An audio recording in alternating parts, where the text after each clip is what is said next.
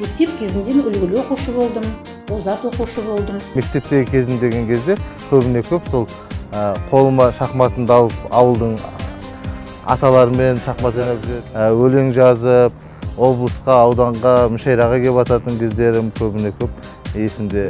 Математиканы, сосын географияны, сосын қазақ тілі әдебиетін осы 3 сабақты өзім жаным беріліп, 5-ке оқыдым десем болады.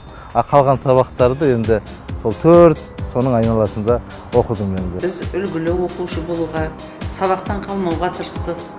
Біз сабақты үйдегі барлық шаруаның барлығы біткеннен кейін кешке жақын отырып оқитын едік.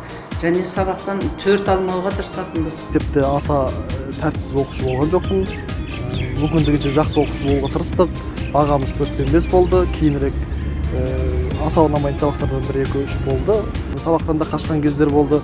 Бірақ дегенмен мен мектепте аса бұзық оқушы болмағанның себебі бір жағынан мен өзімнің апам класс жетекшім болды. Бір көкем қазақ тілі әдебиетінен сабақ берсе, бір көкем военрук болды. Өзім үшін ең қызығы күліп еске алатын бастауыш сыныпта қатал әпкеміз болатын. Соның көрпесін күніге тасып жүретінбіз. Отыратын көрпесін. Мектептегі оқыған нәтижем аса керемет деп айта алмаймын. 4 пен 3-тің арасында бітірдім.